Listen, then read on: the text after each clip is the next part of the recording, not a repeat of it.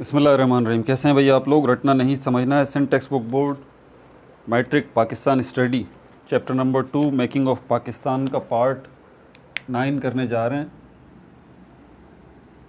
और revivalist movement का part 3 करने जा रहे हैं। और इस पार्ट 3 के अंदर हम जो है फ़राइज़ी मूवमेंट, ये पेज नंबर 16 पे मौजूद है।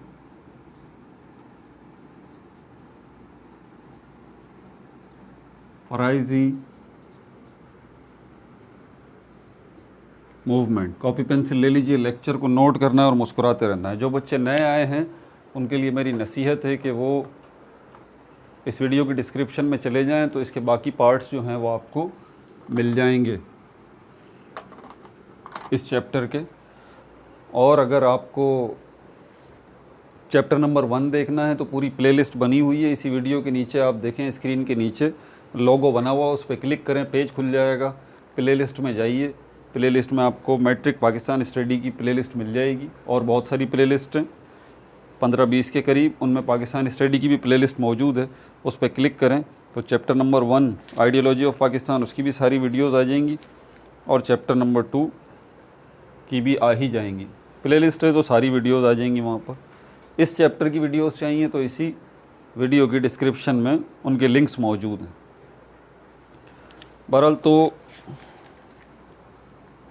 फ़राइज़ी मूवमेंट की तरफ चलते हैं। आपके पास PDF इसका खुला हुआ होना ज़रूरी है, या बुक हो तो बहुत ही अच्छी बात है कि बुक खुली हुई हो और मेरे साथ साथ आप रहिएगा। आपका प्रॉब्लम क्या है, पाकिस्तान स्टडी समझ में क्यों नहीं आती? बुनियादी वजह यही है कि ये बुक जो है वो अंग्रेज़ी ज़बान में लिखी हुई है और यहाँ पर अल्फाज बड़े मुश्किल इस्तेमाल किए गए हैं। ठीक है, तो इसीलिए मैं एक एक लाइन, एक एक वर्ड पढ़ूँगा, साथ साथ तर्जुमा करता रहूँगा। मुश्किल होगा मेरे लिए हर लफ्ज़ का उर्दू तर्जुमा यहाँ लिखना बोर्ड पे, तो इसलिए मैं ज़बानी बताता रहूँगा। ठीक है, और उसको एक्सप्लेन भी करता रहूँगा। चलें शुरू करते हैं। पेज नंबर 16 खोल लिया आप लोगों ने। Faraizi movement. Among the most prominent reformers. Among का मतलब होता है दरमियान में। मोस्ट प्रोमिनेंट रिफॉर्मर्स, प्रोमिनेंट का मतलब होता है अहम। रिफॉर्मर्स का मतलब होता है इस्लाह लाने वाले, बेहतरी लाने वाले, उनको रिफॉर्मर्स कहते हैं। इस्लाह लाने वाले, बेहतरी लाने वाले। हु स्टार्टेड, जिन्होंने शुरू की। रिवाइवलिस्ट मूवमेंट्स, ये दोबारा से ज़िंदा करने वाली तहरीकें। फॉर रिकाइंडलिंग, रिकाइंडल का मतलब होता है रोशन करना, दोबारा से रोशन करना। इस्लामिक थिंकिंग, इस्लामी सोच को। इन द सब कॉन्टिनेंट, बर्र सग़ीर में। वॉज, वो कौन थे? हाजी शरीयतुल्लाह, हाजी शरीयतुल्लाह इनका नाम था। मतलब जितने भी रिवाइवलिस्ट मूवमेंट्स चल रही थी उनमें अहम जो नाम हैं उनमें ये फ़राइज़ी मूवमेंट भी है। और इसको लीड करने वाले कौन थे? हाजी शरीयतुल्लाह थे। ही वॉज बॉर्न इन 1761, 1761 में पैदा हुए हैं। अब ये जो बच्चे पुरानी वीडियो साथ साथ देख रहे हैं, साथ हैं, तो आप समझ रहे होंगे 1761, 1761 का ये टाइम पीरियड चल रहा है। 1707 में छठे मुग़ल बादशाह औरंगज़ेब आलमगीर का इंतकाल हो गया 1707 में, 1707 में।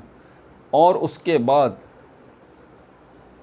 1707 के बाद 1800 और 1857 की जंग आज़ादी पर इख्तिताम हो गया मुग़लिया सल्तनत का।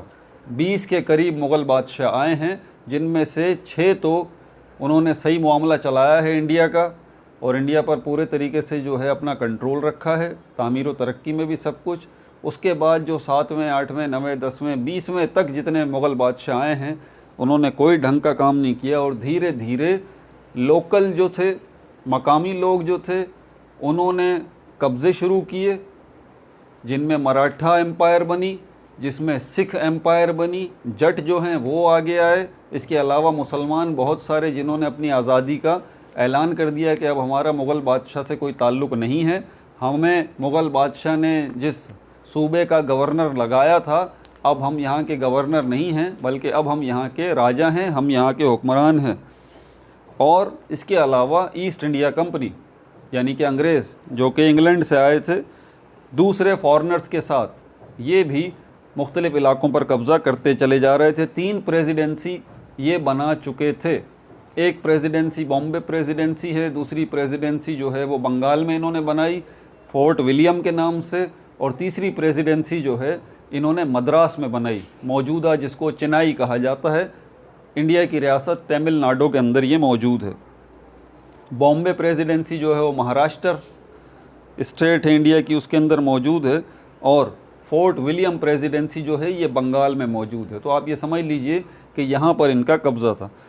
अगर आप पिछली पिछली मूवमेंट को देखें, पहली वाली मूवमेंट जो हमने देखी, मूवमेंट ऑफ शाह वलीउल्लाह की जो तहरीक थी उसका आगाज़ बिल्कुल इसी तरतीब से हुआ था कि मराठों के ख़िलाफ़ हुआ था, मराठा एम्पायर के अंदर हुआ था शाह वलीउल्लाह, ठीक है। और उसके बाद जो हम दूसरी मूवमेंट देखते हैं सैयद अहमद शहीद बरेलवी की, इनों का जो तहरीक थी वो किस जगह पे थी, वो सिख एम्पायर के अंदर थी, पंजाब KPK कश्मीर इस साइड पर, ठीक है। तो एक साइड पर मराठा एम्पायर है, दूसरी साइड पर सिख एम्पायर है, तीसरी साइड पर अब बंगाल की तरफ चलते हैं। बंगाल बहुत बड़ा सूबा है, ठीक है। और यहाँ पर किसने तहरीक चलाई, बहुत सारी तहरीकें चल रही थी, रिवाइवलिस्ट मूवमेंट बहुत सारी चल रही थी। यहाँ पर बंगाल में जो है वो ये हाजी शरीयतुल्लाह थे, ठीक है भाई। अब दोबारा सेकंड लाइन से ही मैं पढ़ रहा हूँ। ही वॉज बॉर्न इन 1761 इन फरीदपुर, फरीदपुर जो है वो शहर है बंगाल का, ठीक है। 1761 में इनकी पैदाइश हुई थी। बंगाल के हवाले से याद रहे आपको, जो कि आपको लगता है कि ये सूबा बंगाल जो है वो अभी का बांग्लादेश बन गया, ये आपकी गलत सोच है। सूबा बंगाल जो था वो बहुत बड़ा सूबा था, इतना बड़ा सूबा था कि इसके 2 हिस्से हुए हैं, एक मशरक़ी बंगाल, दूसरा मगरिबी बंगाल।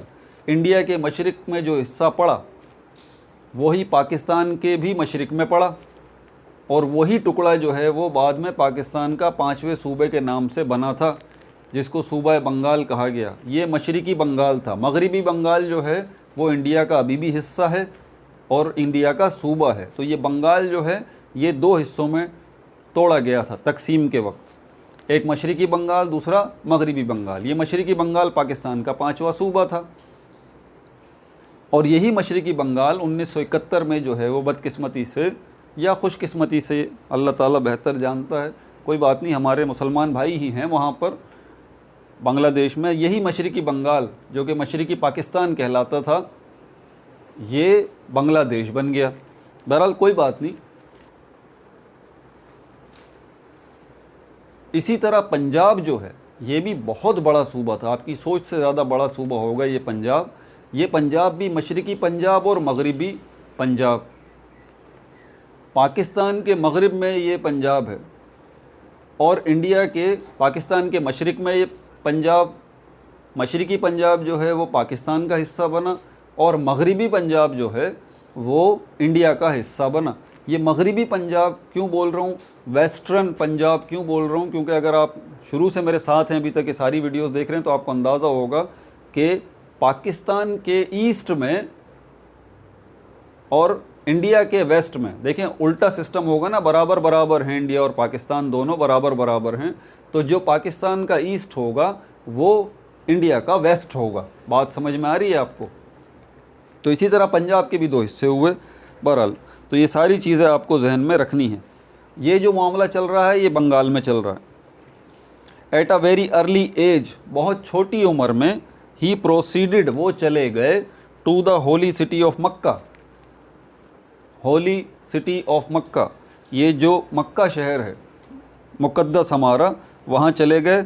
वेयर ही स्टेड, जहाँ उन्होंने क़याम किया, स्टेड मतलब क़याम किया, फॉर अबाउट 20 ईयर्स, तकरीबन 20 साल, and received the religious education, और रिसीव्ड और हासिल की रिलीजियस एजुकेशन, मजहबी तालीम। पेज नंबर 17 पे आ जाइए।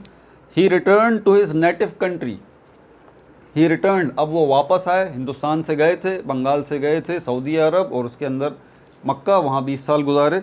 ही रिटर्नड, वो वापस आए India, to his native country, अपने आबाई मुल्क, अपने असली वतन। नेटिव जो है इसका मतलब होता है आबाई, आपका एक्चुअल, नेटिव मतलब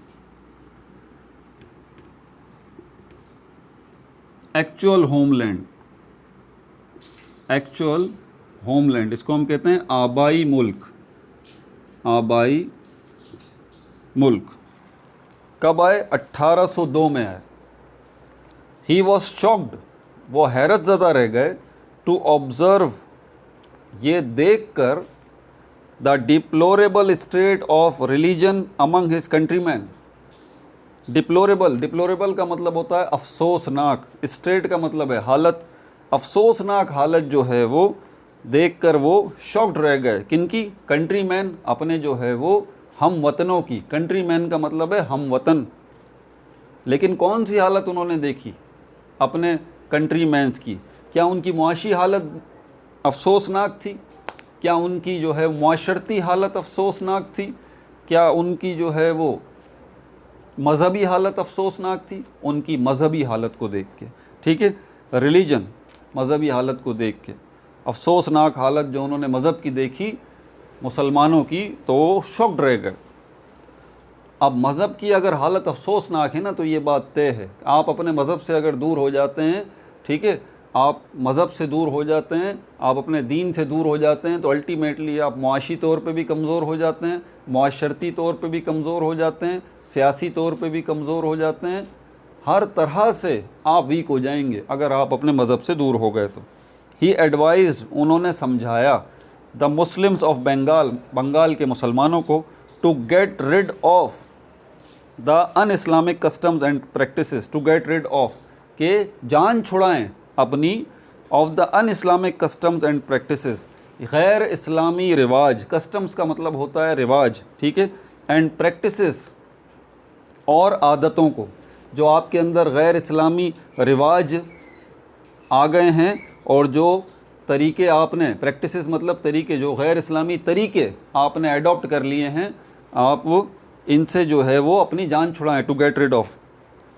अब यहाँ पर कस्टम्स और प्रैक्टिसेस, ये मैं आपको बता दूं, कस्टम्स का मतलब है रिवाज। अभी भी आप देख लें पाकिस्तान के अंदर, हमारे शादी ब्याह के अंदर जो है वो मेहंदी माइयों की रस्में होती हैं, हालांकि ना मेहंदी से हमारा कोई ताल्लुक़ है, ना माइयों से हमारा कोई ताल्लुक़ है, ये हिंदुओं की रस्में हैं। लेकिन आज भी पाकिस्तान में देख लें आप, ये सब जो है वो कचरा जो है वो जगह जगह शादियों में आपको नज़र आता है, और बड़े शौक़ से होता है, और उसके अंदर क्या क्या मामलात होते हैं ये भी आपको पता है। बहरहाल आगे चलते हैं। ही स्ट्रेस्ड, उन्होंने ज़ोर दिया, किस चीज़ के ऊपर ज़ोर दिया? द नीड, इस ज़रूरत पर, टू एक्ट अपॉन, के अमल किया जाए, इस्लामिक इंजक्शंस, इस्लामी अहकामात के ऊपर, इस्लामी अहकामात, इंजक्शंस का मतलब होता है अहकाम, अहकाम हुक्म से निकला है, तो इस्लामी अहकामात जो हैं, अल्लाह ताला के जो हुक्म हैं, उन पर जो है वो अमल किया जाए। ही कॉल्ड दीज इस्लामिक इंजक्शंस, वो बोला करते थे, दीज इस्लामिक इंजक्शंस, ये इन इस्लामी अहकामात को, एज़ फ़राइज़, फ़राइज़ की हैसियत से, और आगे ब्रैकेट में लिखा हुआ है ऑब्लिगेशन, ऑब्लिगेशन का मतलब भी फ़र्ज़ होता है।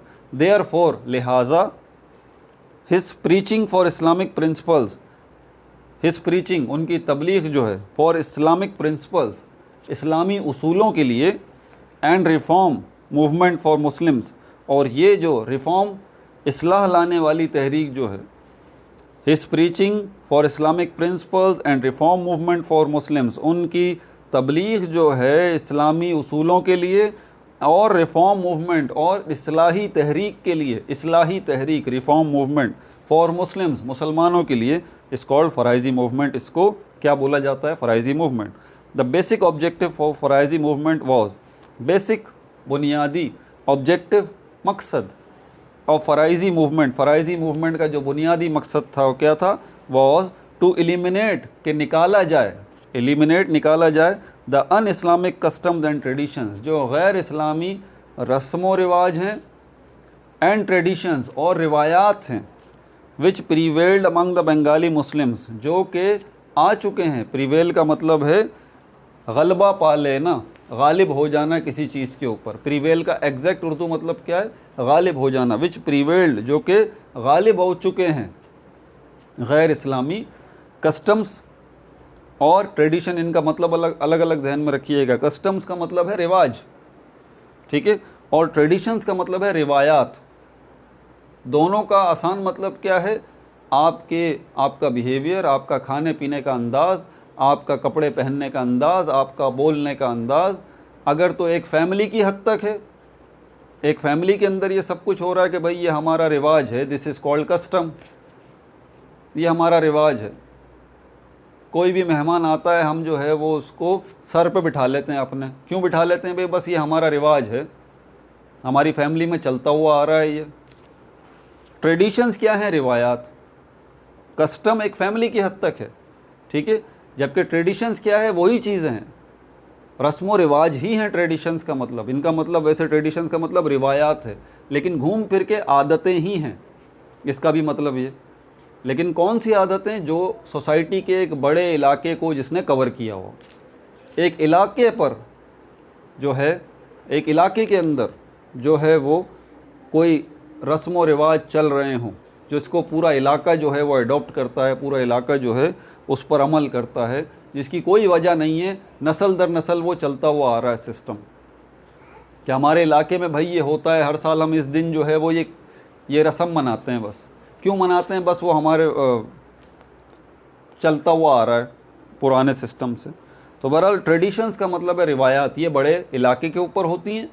और कस्टम्स जो हैं, रिवाज, ये फैमिली, एक फैमिली, दो फैमिलीज तक होती हैं।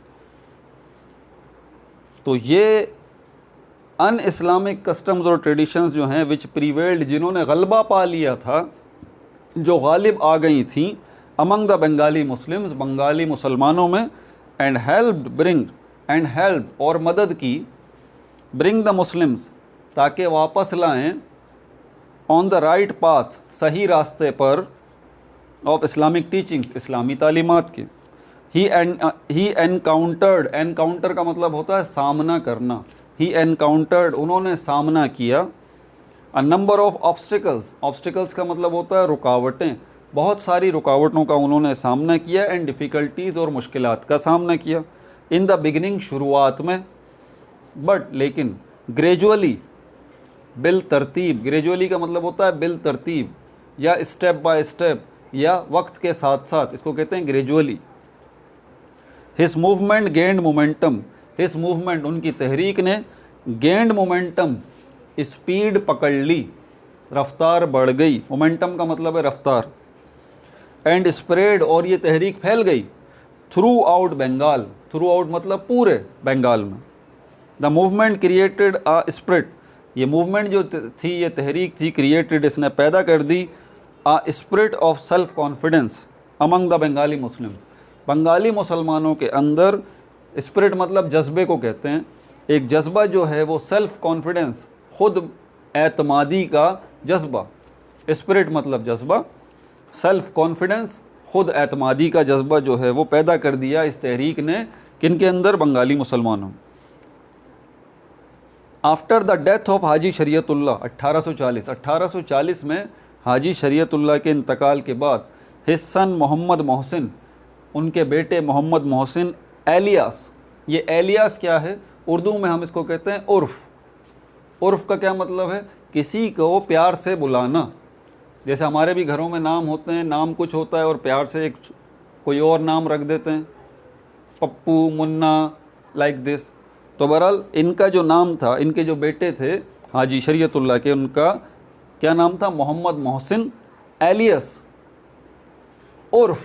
एलियस का एग्जैक्ट उर्दू मतलब है उर्फ़, और इसका मतलब है किसी से निकनेम, ये समझ लें, निकनेम। एलियस दूदू मियाँ, इनको प्यार से बुलाया जाता था Dudu Miyan. Became the leader of Faraizi movement, ये जो है बन गए, बिकेम मतलब बन गए, leader of Faraizi movement, Faraizi movement के लीडर। And made it more effective, and made it, और इसे बना दिया, मोर इफ़ेक्टिव, ज़्यादा पुरअसर। इफ़ेक्टिव मतलब पुरअसर, जिसमें जो बहुत ज़्यादा इफ़ेक्टिव हो गई हो। He organise the tenants, he organise, उन्होंने इकट्ठा किया, द टेनेंट्स, जो किराएदार थे। टेनेंट्स का मतलब होता है किराएदार। आप ज़मीन किसी की ले लें किराए के ऊपर, लैंडलॉर्ड किसको कहते हैं? जो ज़मींदार होता है। टेनेंट किसको कहते हैं? जो ज़मींदार की ज़मीन को किराए पर लेता है किसी भी काम के लिए। नॉर्मली इनको किसान भी कहा जाता है, ठीक है। तो किसान ही बेसिकली वो होते हैं जो उस वक्त बंगाल में जो लैंडलॉर्ड थे, जो ज़मींदार थे, जो ज़मीनों के मालिक थे, वो हिंदू थे। अच्छा, मुसलमानों को खेती बाड़ी करनी है तो उनके पास ज़मीन नहीं है, ज़मीन चाहिए भाई हिंदू लैंडलॉर्ड से, ठीक है, तो वो ज़मीन तो देगा, लेकिन क्या उस पर शर्तें इतनी कड़ी रख देगा कि ये भी होगा, इतना किराया लूँगा, और ये भी हो करना पड़ेगा, ये भी करना पड़ेगा, ये भी करना पड़ेगा। तो ये हिंदू लैंडलॉर्ड्स जो थे ये काफ़ी जुल्म करते थे, किन के ऊपर? टेनेंट्स के ऊपर। वो लोग जो कि उनकी ज़मीनों को काश्त करते थे, चलाते थे, किसान जो थे जिन्होंने किराए पर उनकी ज़मीनें ले रखी थी। समझ में आ रही है बात? तो ये बहुत बड़ा मसला था बंगाल के अंदर। वहीं से दोबारा पढ़ रहा हूँ, ही ऑर्गेनाइज द मुस्लिम टेनेंट्स, जो मुसलमान किसान थे उनको एक जगह ऑर्गेनाइज़ किया, against the high handedness of Hindu landlords, जो हिंदू लैंडलॉर्ड्स से, यानी कि हिंदू जो है वो ज़मींदार थे, उनके हाई हैंडेडनेस का मतलब ये है कि जुल्म, उनके मज़ालिम के ख़िलाफ़ जो है उनको इकट्ठा किया, गैदर किया। As a result of the efforts of Mohammad Mohsin, नतीजे में, एज़ अ रिज़ल्ट मतलब नतीजे के तौर पर, ऑफ द एफ़र्ट्स, ये जो काविशें की, ये जो कोशिशें की, ऑफ मोहम्मद मोहसिन ने, the Muslims in Bengal got rid of the persecution of Hindu landlords, Bengal के जो मुसलमान थे, गॉट रिड, उनकी जान बच गई। गॉट रिड मतलब उन्होंने अपनी जान छुड़ा ली, ऑफ द परसिक्यूशन, जुल्म व सितम से, ऑफ हिंदू लैंडलॉर्ड्स, हिंदू जो ज़मींदार थे। He was a great champion of the rights of the Muslim tenants in Bengal, he was a great champion, वो बड़े ही जो है वो बहुत बड़े चैम्पियन थे, बहुत माहिर थे, बहुत बड़ा काम करने वाले थे, of the rights of the Muslim tenants in Bengal, Bengal के अंदर जो मुस्लिम टेनेंट्स हैं, मुसलमान किसान हैं, उनके हुकूक के लिए। The British and Hindu businessman and landlords turned against him, जो हिंदू बिजनेसमैन थे, कारोबारी लोग थे, और ब्रिटिश कारोबारी लोग थे, टर्न्ड अगेंस्ट हिम, वो उनके ख़िलाफ़ हो गए, टर्न अगेंस्ट हिम, वो उनके ख़िलाफ़ हो गए। बट ही नेवर केयर्ड, लेकिन उन्होंने कभी परवाह नहीं की, नेवर मतलब कभी नहीं, केयर्ड मतलब परवाह की, अबाउट देम, उनकी, एंड कंटिन्यूड हिज मिशन, और अपने मिशन को जारी रखा, till the last moment of his life, till the last moment of his life, अपनी ज़िंदगी के आखिरी लम्हे तक, मोमेंट का मतलब होता है लम्हा। As a result of Faraizi movement के नतीजे में, the religious and moral status of Bengali Muslims was improved, जो रिलीजियस यानी कि मजहबी और मोरल इखलाकी, रिलीजियस मतलब मजहबी, मोरल मतलब इखलाकी, स्टेटस मतलब हालात, ऑफ बंगाली मुस्लिम्स, बंगाल के मुसलमानों के रिलीजियस स्टेटस, उनका मजहबी स्टेटस, मजहबी हाल जो है उनका, एंड मोरल स्टेटस, और उनका इखलाकी हालात जो हैं बंगाली मुसलमानों के, वॉज इम्प्रूव्ड, उसमें बेहतरी आई। इम्प्रूव्ड का मतलब ये है कि उसमें बेहतरी आना। And the rights of the tenants, और किसानों के जो हुकूक हैं, वर प्रोटेक्टेड, उनकी हिफाजत की गई, टू अ ग्रेटर एक्सटेंट, बहुत ज़्यादा हद तक, एक्सटेंट का मतलब है हद, बहुत बड़ी हद तक, बहुत ज़्यादा हद तक जो है उनके हुकूक की हिफाजत की गई। ठीक है भाई, तो ये यहाँ पर ख़त्म हो गया। अलीगढ़ मूवमेंट है इसके बाद, चौथी रिवाइवलिस्ट मूवमेंट, और बड़ी भी है। अलीगढ़ मूवमेंट पेज नंबर 17, 18, 19 और 20 पे जाके जो है ये ख़त्म हो रही है। ठीक है, तो उसके बाद फिर इंशाल्लाह, तो अलीगढ़ मूवमेंट मेरे ख़्याल में 2 पार्ट्स में तो अलीगढ़ मूवमेंट आएगी, बहुत बड़ी मूवमेंट है, सर सैयद अहमद ख़ान ने जो शुरू की थी। ठीक है, तो एक पे तो इस पे बात नहीं हो पाएगी। अपना बहुत ज़्यादा ख्याल रखिएगा। No like no subscribe, only share.